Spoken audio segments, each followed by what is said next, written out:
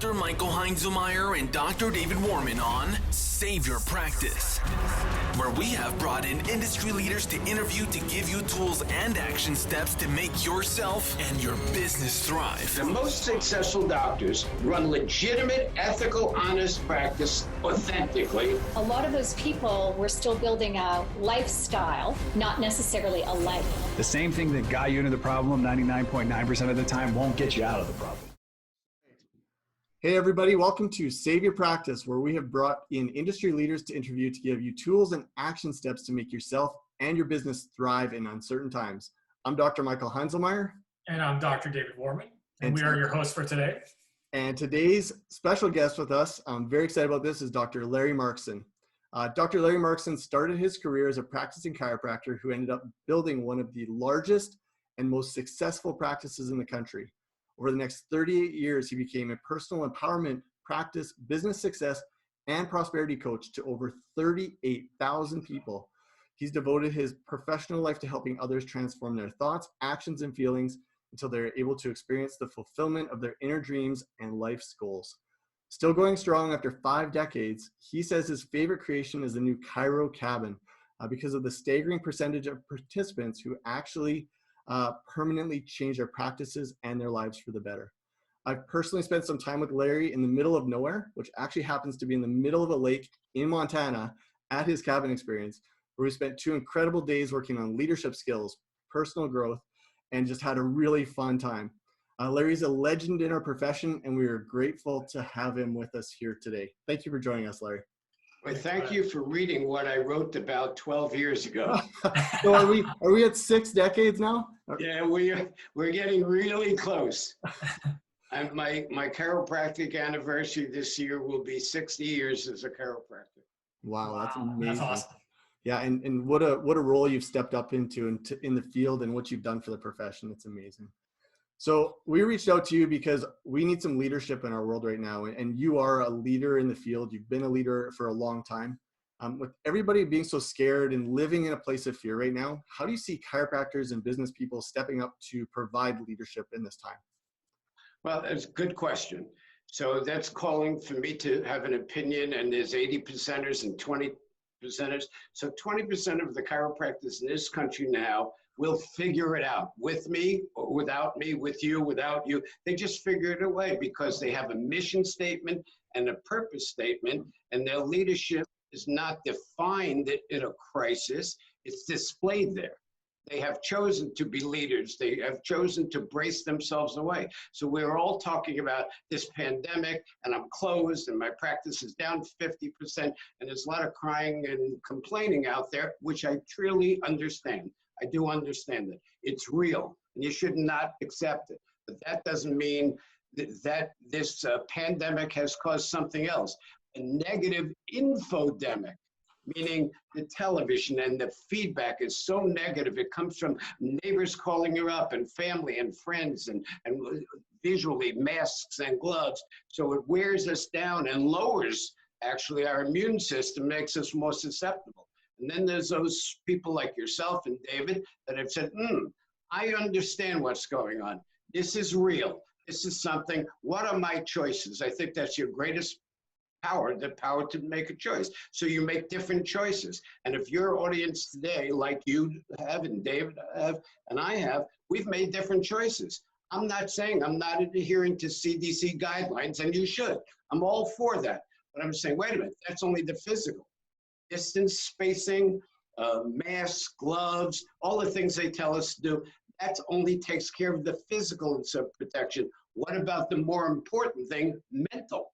What about the mentality issue? And that's where I've spent my life, and I think you guys do too, in guiding people that way. So not everyone has the same skill sets like that what you do and what you've taught or been around you or anyone like Michael and I. What are some action steps or skills or things that you think people need to focus on within the next 90 days while they're going through this process? And then once it alleviates and we're back to normal, what are some things? Okay, so first let's go through the 3 steps that I've formulated in my mind. 1, acceptance of what's happening. You can't deny it, right? You have to deal with it. We don't have to like it. We don't have to love it. but we don't have to hate it. We have to deal with it one way or other, whether you're rich or poor, fat, that you have to deal with this thing, okay? Then you have to accept it. You have to accept it to be true. You acknowledge it. Then step 2 is to adapt. How do you adapt to it? How do I have, sitting in my home now, how do I not go crazy with cabin fever? What do I do? So the next step is to cope with it. Acknowledge it, adapt to it, and now cope with it. How do you cope? So I call it my diversions. How do I divert? So each day what I do is I live on a golf course. It's absolutely closed. We cannot play. I walk 6 miles every day. It takes me an hour and 3/4 every single day. I walk the golf course with music or thinking about things, ways to help people. Thinking about this morning, I was thinking about this Zoom program that we're doing. So I start to divert my attention. I can tell doctors, 1, get on the phone and start calling every one of your patients and saying hello, and not saying, this is not to book an appointment and get them to come in. This is to say hello, how are you doing? And then if they don't answer, say, do you have any stress? Are you feeling any anxiety? How is this negatively affecting you? And listen to them and say, you know what? I can hear you, but I have some skills in this. If you want to make an appointment with me, we can have a telehealth program, and let me see if I can help you. And then I teach them, right, affirmations to build yourself up in strong and noble thought before the rest of the world cascades down upon you. So I do my affirmations. I am healthy. I am vital. I am active. I'm successful. I release my fears and my worries and my anxieties. Radiant energy flows through me. What a beautiful day this day. My family is safe. Things of that nature. I keep one after another. I just did it today for 20 minutes, and then I got on a bicycle at someone. I haven't been on a bicycle in 100 years. And I put on a helmet and my bicycle, and I plugged in some music just to keep my head nice music. And I was just appreciating that I'm alive and I'm well and I'm strong. So the coping skills is diversion. So how do you divert? You can call every patient if you want to. You can get on. So do not watch. I'm not saying to watch TV. Do not watch the negative TV, the newscasts like Fox and MSNBC. I'm saying don't be stupid. Maybe you want to turn it on for 10 minutes in the morning to see where we are, and 10 minutes at night. But don't sit there and watch the body count. That's what people doing. They're watching the negative, and they're letting that. So I put myself on a media fast. I put myself on an affirmation every morning. Next thing, I've rewritten my goals because I might write my goals for 2020 last October, 90 days for your mind to believe you. So now my goals for what was this quarter, April to July 1st, they've been interrupted by this tidal wave of negativity. So I rewrote my goals. I modified, I adapted. What will this look like in July when I'm playing golf again? What will it look like when I'm standing in front of an audience? How many ways can I find to help people? How many good things? So my wife, for instance, so she bakes biscotti cookies, and I go around the neighborhood sticking them in mailboxes of people. And these people can well afford it, right? So we the generosity thing. So do you see what I'm saying? Diversion, but positive diversion. That was be my #1 call for you. Nice. And you talk about coping mechanisms, and people are looking for tools or things that they can kind of latch onto right now. But one of the things I always remember you saying, Larry, is who you are determines how well what you do works. Now, Can you talk a little bit about how that fits in with some of the tools that people are trying to use right now to get through this? Okay, so for instance, right now I'm saying this is a new time. This is where we find out who we are. So if everyone listening today or tonight, whenever you watch this, sits down and says, who am I? Am I afraid? Is this interrupting? What's real for me? I'm not drawing a salary check. My practice is in half. Those are things, put them down, and then say, so what's the solution to that? So who you are, if you're afraid, you lower your immune system, anxiety, fear, doubt, worry, blame, anger. So I would be all for them, and I'd be good at it if I thought they could help me. But I don't see how they can help me, so why am I going to waste my time? I want to be a minister of encouragement, not a crepe hanger, a doomy gloomer messenger. And so what you're saying, Dave, it was very true. not only is diversions, who you are determines how well what you do works. So if I'm up, if I'm positive, if I have a goal, anything I do is going to be better. I don't have to like this and I have to pay attention to it, but I can see past it. You have to look past this. This will change. Now, people on TV and chiropractors say, well, this is the new normal. I said, oh, I heard your voice. Excuse me, I have to put up my shield. And they said, what's my shield? So if I took off my shirt, you don't know this, if I take, there's a big S and it's Superman. So my Superman, so when you're giving me your stuff, your negative stuff, it's bouncing and repelling off me. And if you're female, you might put up your Wonder Woman bracelets and don't even, I say when people give me negative, I go like this, I'm rejecting it. I smile at them so they don't think I'm a bad person, but I'm going, I reject that. That's not true. That's their opinion. I just bouncing it away. And then I replace it with what is true. What is true is we're a couple of months into this. I'm almost 80 years old. I'm strong, I'm vital, I'm healthy, I'm successful. My family's healthy. We're doing the right things. We will get through that. And my son, Rick, who has a huge practice like I know you do, Mike, right? Well, his practice is down 50%. You guys are even closed in Canada. Yeah. And here you are helping people. That's the difference. What can we do on the positive side? Do you understand what I'm saying, David? Like I don't know what's happening in Chicago, but you know, every state has its own rules and regulations. So it doesn't matter what comes after this. Right. And the thing is, I think, you know, this is not our fault, but we are responsible. So what are some bad advice maybe you're hearing people giving out in the profession to some of the docs that are out there? Have you heard anything that shouldn't be applied?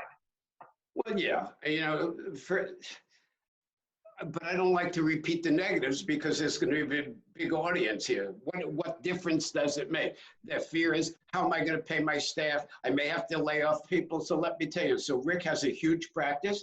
He has 3 other doctors work with him. He's down, a lot of people would like to have that. He's down 400 to 500 people a week. Okay, here in Southern Florida. So he went in today. He only practices Monday and Wednesday morning and Thursday afternoon for the last couple of years, and then he runs Chiro Destiny, you know, personal management and chiropractic development company. Okay, with Brett Axelrod. So he works on that on the other days. Now he has to go. I said, "What are you doing today?" He said, "I'm going back to work." I said, "What do you mean? You're always working." He said, "No, I'm going back to practice because the overhead went down." And I said, "Wow, that's an extreme measure for you." He said, "Well, I'm good at it. And I built the practice." And watch what he said. "Dad, if it went to 0 and my family's okay, I'll rebuild it." What am I going to say? It's my son. So I swell my chest with pride. But he was serious. I know how to build a practice. I know how to make people come, stay, pay, and refer. I know how to get referrals. I said, "So what are you doing?" He said, "Last night I was on the phone. I called a handful of people. I called my top 50 patients," is his goal. This top 50 patients, to call the ones, you know, the ones you like when they walk in the door, the ones that support you. I'm calling, I'm writing notes, I'm texting. I'm just putting out good. I'm sending 3 thank you notes a day out to the universe. So I'll send one to Mike and one to you later and say, "Guys, it was fun being on with you. It was nice. Let's get together. Thank you very much." Just something that's positive. Don't listen. So I didn't answer your question. No, you want me to tell you the negatives. I will not do it. But No, that's great. No, I like that. But Dave, I hear it and you hear it. We all know. Absolutely. So if you're someone that's listening there, you tend to be in that thing, you're hearing all the negatives, then put on your Superman and take on your bracelets and say, I reject it. I choose something better, okay? So what you're saying is that people are yo-yos. Do you remember that, Mike and Dave? Mm-hmm. So they're temporarily elated or depressed by what happens to them. They turn on the TV, they say how catastrophic it is, we don't have enough testing, that one side's blaming the other. Oh my God.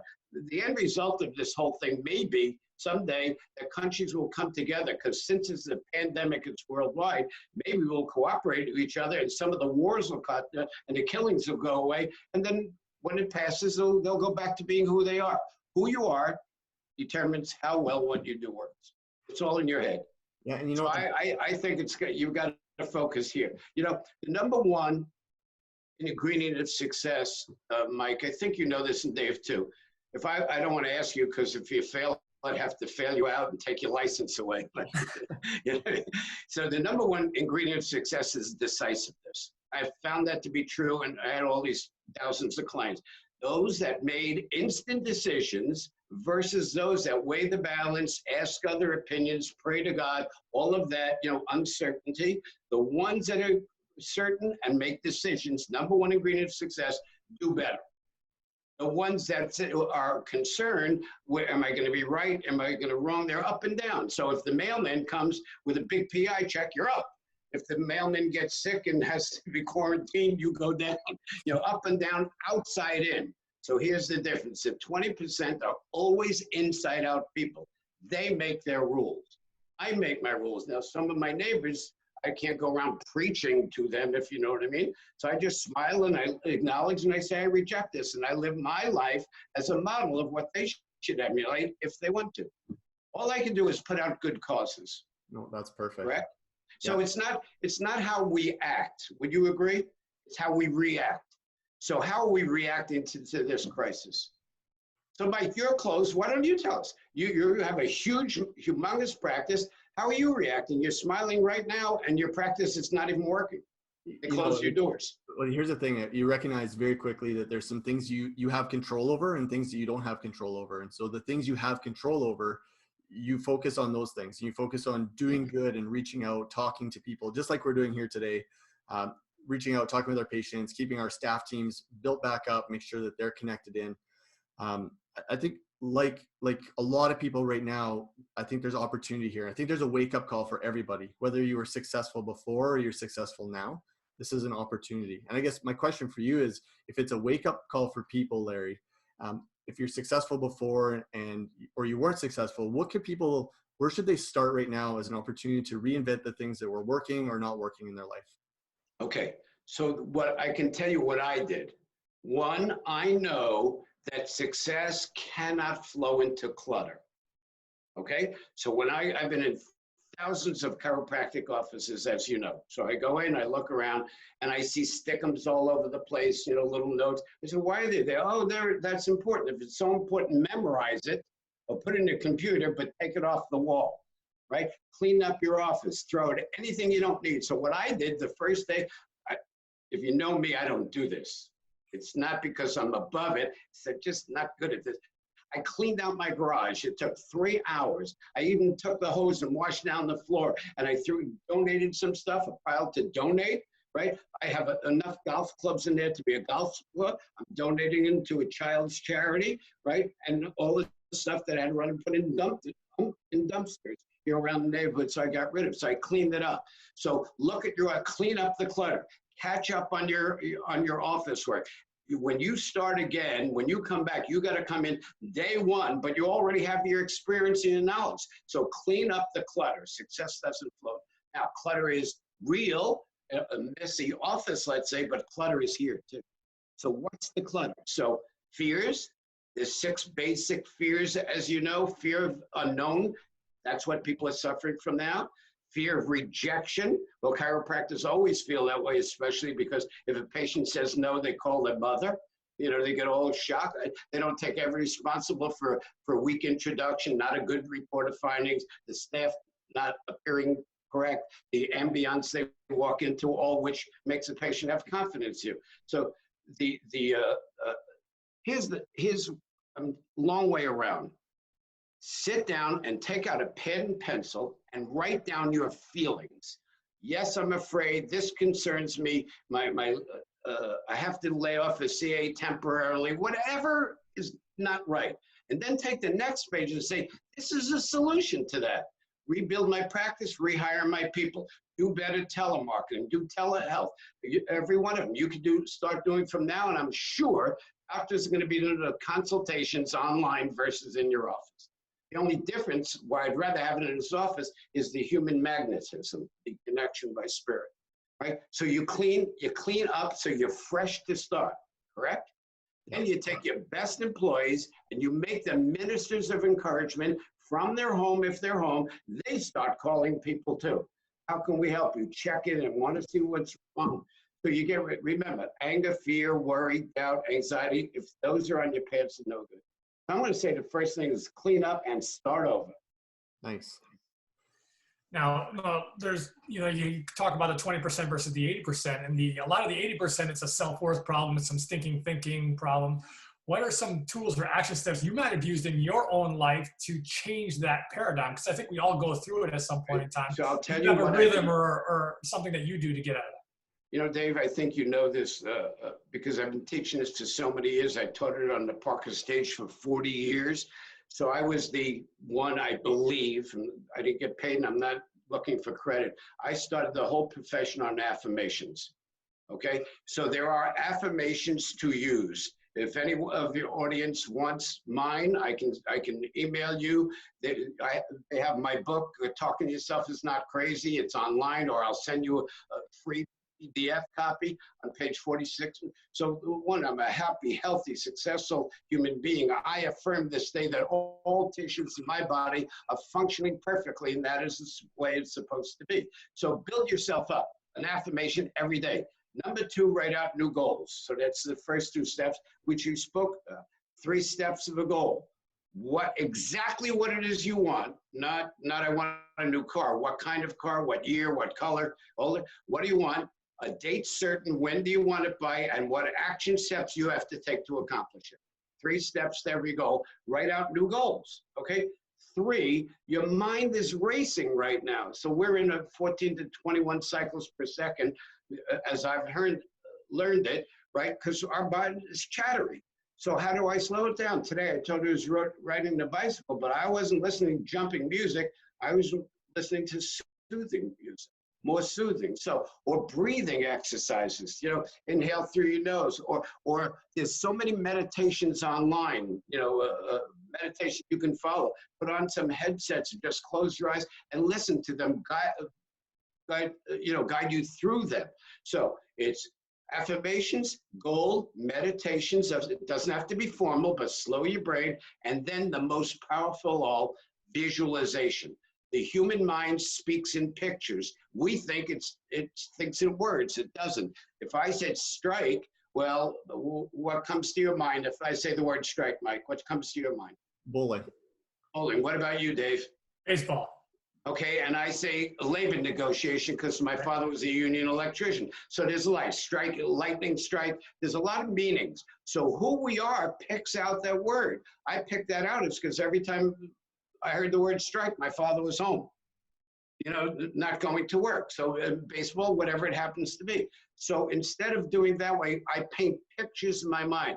If your people, right now, if they would close their eyes, take a couple of breaths, you could figuratively sit behind your front desk reception area, and you're the receptionist. Now you're looking out, how many chairs would you have? So one doctor would have 8, one would have 10, one would have jump chairs in the back. I'm just talking about what's in front of you. Now, can you close your eyes and just picture your reception room? They can. And there's 4 chairs here and 3 on this side and a few on that side. Okay, so you have 9 chairs, whatever the number is. Now, can you close your eyes and put people in them? Now, can they be talking to each other? Now, can the lights be on? Now, can you picture yourself like a movie, walking in from the back? Whoa, this reception is full. That must be a great chiropractor. And a little levity. Or I'll be with you in a minute. Everybody gets individual attention. I know you can't do that now, because there's spacing distances in practice. But that's my visualization. What is my filter? So affirmation, goals, meditations, visualizations, the best for it. Now, this is like a religious thing. You must do it over and over again until your brain starts to believe that's what you want. Just like you've told it, I'm ugly, I'm fat, I'm stuck in the same place, I only see 100 people a day, my CA stinks, all of that stuff. So it's never there in my dreams. It's never there in my goals. It's only on the right side. And then I start to create it. You create where you are in your life. I don't know if I always give long-winded answers. That's great. That's what we want. Going back to the Master Circle days and listening to you talk on stage and talking about the yo-yo effect and who you are and building up leadership inside of you. You talked about your office waiting for a leader to show up. How do we use this opportunity to place that leadership into our offices? Whoa. So it's waiting for leadership to show up means you. So some doctors are not leaders. They're nice doctors and they're skilled, but they're not leaders. So they don't have great volumes of patients. The object of patients, watch this. If you get 10 new patients in a month and you see them 40 visits, and I know a lot of the, with evidentiary-based chiropractic now would scream 40 times. But let's say in their lifetime, they take 40 times. 10 times 40 is 400. That would be, in round numbers, 100 people a week. Or you could see 40 new patients and see them 10 times, and 40 times 10 is 400. Divided by the week. Now, which one do you guys think is a better practice? Yeah, there's no question about it. So, well, say it for the audience. Yeah, the 40 times you see a patient, you need less new patients to build a successfthe practice. And the health benefit, is better. Absolutely. So right now, some chiropractors are open in the United States. Like I just spoke to one of my private clients that I have in Denver. So she can only see acute care people if they're in pain. No wellness patients, no maintenance patients, the acute care people. So her volume is down and she has to go through the process. Have you near someone that has coronavirus? And all the question is, and then check it out, make them sign to come in, then give them 15-minute appointments so they're not the same, complying with all the rules, which is true. But in here, you should listen to this doctor do a report of findings. It is, yes, we could, if you do the things I ask you to do, and avoid doing the things I ask you not to do, there is no reason you should not respond beautifully to chiropractic care. I didn't promise cure. I just said, if I'm the best doctor and you're a good patient, we're going to get there. Object of the game, get you out of pain as soon as possible. Everyone on earth, you don't have to be a doctor that wants it, but every doctor certainly wants it too. After the pain goes away, in chiropractic, we get to work on correcting your spine, the misalignments, the tensions, the imbalances, freeing the nervous system up, and that takes some time. And here's my recommendations to that. And then when it's all done, we want you to stay, there's a choice, to stay around long enough so your body becomes strong enough to stay well, so the chances of the original condition returning becomes more remote. In my practice, that meant the average patient stayed 68 times. In my son's office, it's 72 times. Now, people say, well, who needs that? Wait a minute. One adjustment a month, which I don't think has any value, especially you think everybody in America doesn't need an adjustment right now? Right. Stress causes nerve interference, okay? So, but if you come once a month for 5 years, that's 60 visits. The average PVA in the United States is under 20. Probably way under all the schools. So a lot of the schools are just teaching patients out of pain that you're out of pain. So if you're working for pain, that's what so who you are inside, if you believe I'm going to get them out of pain, or it's my technique that doesn't, they get out of pain. When the pain goes away, they'll go away. When the insurance goes away, they'll go away. But I have doctors right now in practice that report to me, I just had one today. You know what? I had 7 new patients. 7 new patients. My daughter, who's a psychotherapist who has 8 psychotherapists working for her part-time, that's the way they do it, and she specializes in anorexic and bulimic children, had so many, by telemarketing to looking at a patient, she's not even in her office. She said, Dad, why should I go back to my office? There's no overhead. So she found a new way to do business. And I said, what's new? She says, I'm so busy. Times of stress. So right now, this is a time of stress. Get busy. Talk to your people. Start making future appointments. And you can't give them a date certain now, but you can give them a date if you want to, and fill that first week back, fill it to capacity. Now you do say that I may have to move this back a week. We're going to comply with all rules, but I want you to be on the book because you're going to need an adjustment. I need an adjustment. So I make it, do you see the difference in approach? Absolutely. David, did that answer any of your question? Absolutely. Yeah, and Larry, I remember when you talked about the report of findings there, you said there's 4 questions that a patient needs answered. Can I help you? What's wrong with me? How long is it going to take? And how much is it going to cost? And one of the things that we see in times like this, people bring complexity to things instead of simplicity. Do you want to just speak a little bit to simplicity and how that applies to both practice and life? Okay, so my saying to myself is simplicity is elegance. If you want to screw it up, make it complicated. So it's simple. There are 4 questions. One, am I in the right place? So answer, one line answers it.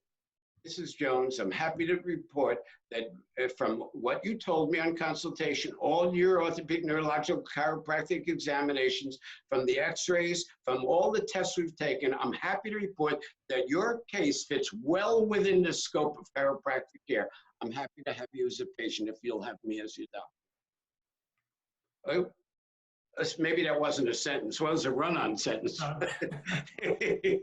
So, okay. Number 2, what's wrong with me? So that's up to you to describe the spine in any way you want. I do not take them to the x-ray view box, and especially digital x-ray, and spend all my time there because they can't see it. I say, I put up the view boxes. I say, we have found an area. Yes, you are correct. There's a reason for you complaining about your neck or your back or your symptoms. There's a reason that spine, nervous system, okay? Third thing, how long do I have to come? And here's my answer. I wish I had a crystal ball and I could tell you. The line to get in to see me be around the block, it doesn't exist. No 2 spines are alike, no 2 people are alike. We don't have the same genetic codes, we don't have the same occupation.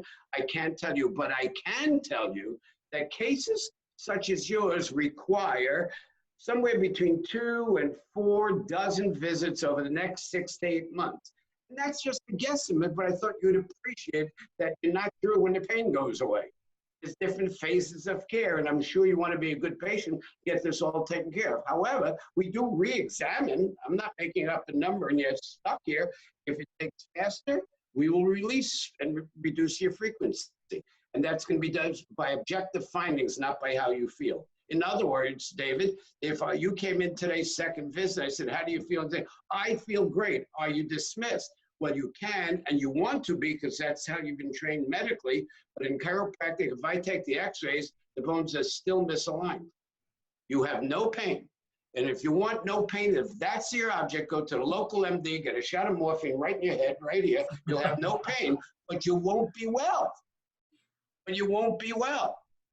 So the object is, we will regulate your visits based upon you. If you're a good patient, I'll be a great doctor. If I start to see you miss your appointments or not pay attention to the exercise or whatever, if you get home, you're not participating, then you'll have a choice whether or not you want to be a patient in Markson Chiropractic.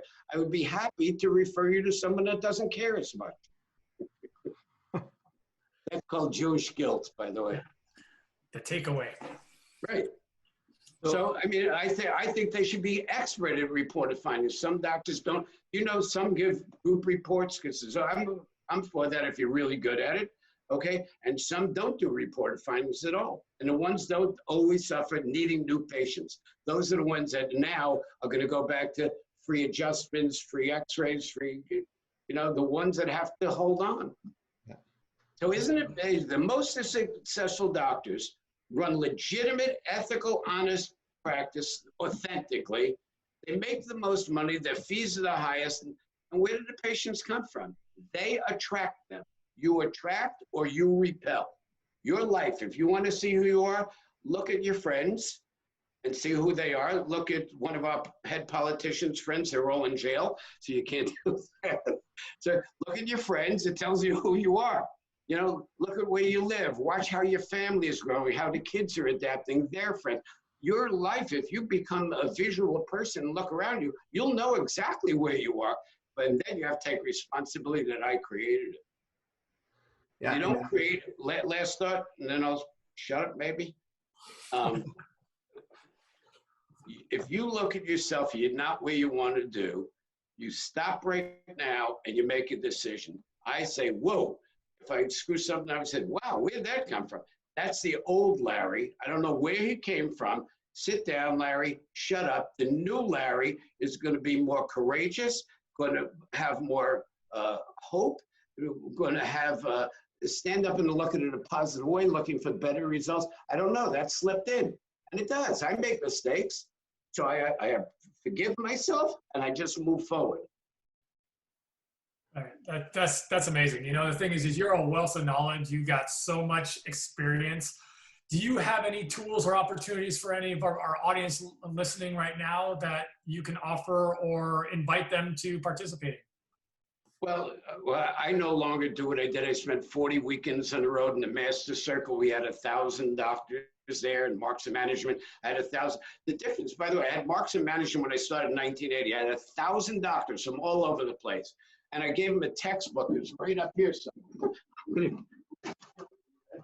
Here's a textbook, a big textbook.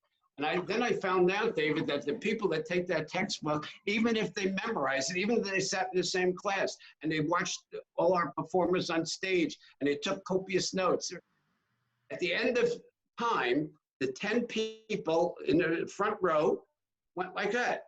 2 hit home runs, 2 failed, and 7, 6 would be the difference for 10, fought for different levels of mediocrity. So it's who they are. So it's then that we stopped Markson Management, went to the Master Circle with Dennis Perman and Bob Hoffman, right? We went to, because became, the difference is a psychological component. Those that grow themselves, that do the affirmations, visualizations, meditations, and goal setting, those that do that, those that have clean offices, train their staff, live what they preach they are, who they are. If they're authentic is the word I'm looking for. Those people always hit home runs, always. So my feeling is there's no secrets. There are absolutely no secrets to this. You can decide right now, all of you listening, you know what? I'm going to lose 10 pounds. So I've lost 7 during this thing. Maybe I'm exercising a little more than I would have. I'm not eating as much. We're not going out to dinner. We're not drinking. We're not doing any of that. So I've lost 7 pounds. I'm still doing my exercise.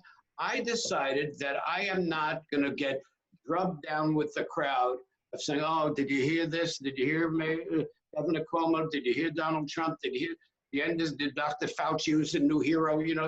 No, I'm going to set my own standards. So you have to write down, what do you want? So I'm going to ask you, I'm going to turn around. David, how do you see yourself 90 days from now? Prospering, making an impact on our community and our profession. So what does that mean? Well, this is why we're doing this. This is one of our visions that we saw during this time of crisis, that we had to adapt and actually evolve from what we were doing naturally. And that the more value we give, the more we will receive. A lot of reciprocity will start to kick in. And it's something that motivates us and keeps us in a positive light as well. So, I told you before that I have limited private, personal people. So let me tell you this happened. So I'm basically retired. For a retired man, I work more than most people. I'm always on the phone. Someone always says, Larry, what's your name? I don't remember you. They were in an audience of thousands. And they tell me who they are. They say, can I have a few seconds of your time? And I said, okay, what's your problem? Let me help you. What's the written? They say, what is the secret of life? They start with a moment of conception. So it doesn't take a moment. People are always asking for the magic elixir. There is none. It's hard work. It's dedication. So when I take people, so this is what happened. I was sitting around, I'm saying, I'm locked in here, in my home. So I said, I'm going to help some people.